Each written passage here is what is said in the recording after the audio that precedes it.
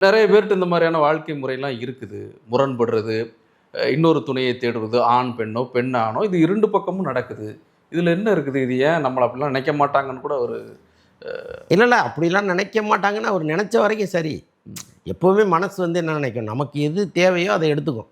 அதற்கான ஒரு நியாயத்தை அதுவே கற்பிச்சுக்கும். சரி. ஸோ அப்படிதான் அவர் வந்து அத செய்றாரு. ஆனால் இங்க அப்படி இல்லைங்கிறது தானே எதார்த்தம். இப்போ நான் வந்து நெறைய பேர்ட்ட பேசுறேன். என்னுடைய உறவினர்களே பல பேர் இருக்காங்க. சரி. 30 வயதுக்கு மேற்பட்ட பெண்கள் இருக்காங்க. எல்லார்ட்டயுமே நம்ம பேசுறோம். இப்படி ஒரு சம்பவம் நடந்துருச்சே, நீங்க என்ன நினைக்கிறீங்க அப்படின்னா, இதுவரைக்கும் நான் அவர் மேல வச்சிருந்த மரியாதையும், நம்பிக்கையும் அவர் இழந்துட்டாருன்னு தானே சொல்றாங்க. இப்ப நான் என் சர்க்கிள்ல பேசும்போதே இப்படி இருக்குங்கும்போது, சரி. நீங்க அப்படி வெளியில போய் நீங்க கேட்டு பாருங்களேன். பல இடங்கள்ல பெண்கள் அப்படிதான் நினைச்சிருக்காங்க. அதுதான் உண்மையும் கூட. பட்டு நீங்க பேசும்போது சொன்னீங்க, எல்லார் வாழ்க்கையிலயும் இப்படி ஒண்ணு இருக்கு அப்படின்னு. இருக்கு. ஆனால் யாரும் வந்து பொது வழிக்கு கொண்டு வந்து ஒரு அப்ஜெக்ட் பண்ணதெல்லாம் நடந்ததே கிடையாது.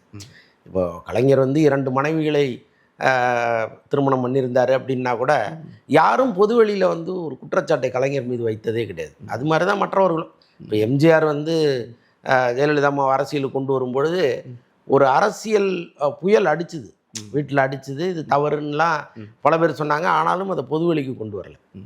அவருடைய மனைவி கடைசி வரைக்கும், அவர் இறக்கும் வரைக்கும் அதை வந்து பொது வெளியில கொண்டு வரல. அந்த இறுதி ஊர்வலத்தில் நடந்ததெல்லாம் நம்ம பார்த்தோம்.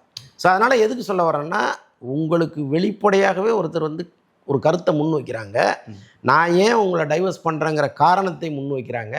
அந்த காரணத்தின் பிரதானமாக இருக்கிறதே வந்து இவங்க தான். சரி. ஸோ அப்படி இருக்கும்பொழுது நீங்கள் அந்த சம்பவம் நடந்து 2 நாளில் அந்த தவறை நான் செய்வேன் அப்படின்னா தான் சிக்கலாகுது.